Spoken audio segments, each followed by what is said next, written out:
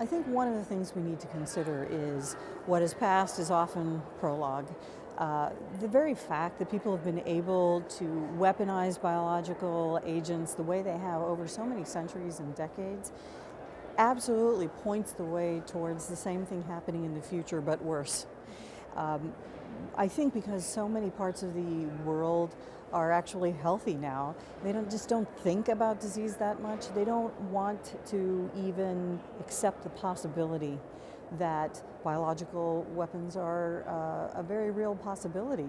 But I think that by putting out this particular graphic novel, we've demonstrated that it's not just about possibilities anymore, it's about probabilities. And the further we go with science, when you add that to what's happened historically, that probability just goes higher and higher and higher. So I think, in terms of the future, we have to look at what happened in the past, but we really have to take that information and start forecasting to see what can happen tomorrow and next year and in the next few years, as well as many other decades, I think.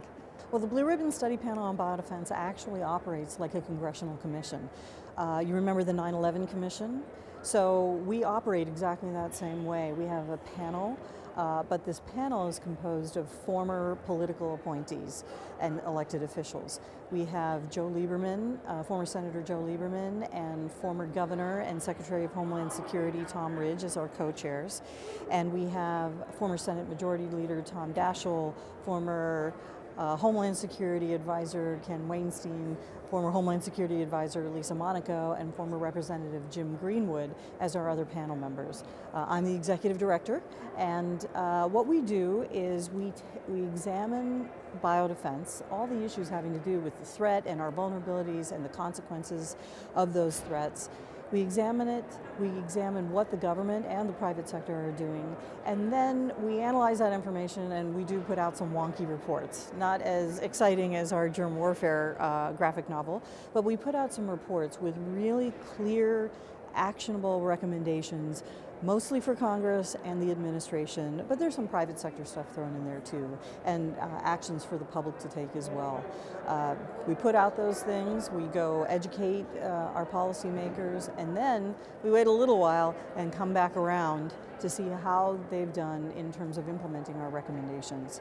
Where we've been really successful is that as a private sector organization, our action items that we've identified are things that the government has actually picked up.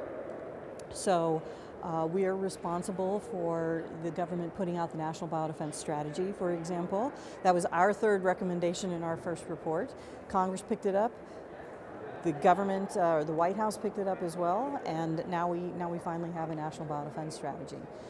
So that's pretty much what we do. Well, one of the things we've noticed is that authors, people in the public arena that are dealing with society and so forth, they are writing books, they're putting out graphic novels, they're writing music, they're doing all kinds of arts and that sort of thing. They're very, very successful at getting people to understand what the issue is in a non-wonky, non-overly analytical way. When that happens, policymakers and the public both pick up that information and want to do something about it. So we've seen recently, for example, when Andy Weir wrote The Martian, that book galvanized a movie, of course, but it also galvanized people thinking, well, what are we doing about the mission to Mars and what's happening with that, and asking questions. So we wanted to do something similar.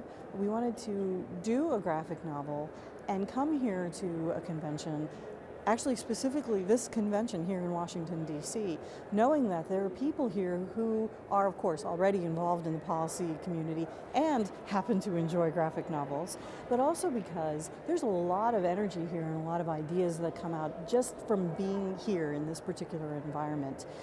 We wanted to bring this here, talk with some folks about it, explore it with an audience, and then see what else we can add from the ideas that come from a very creative convention like this one.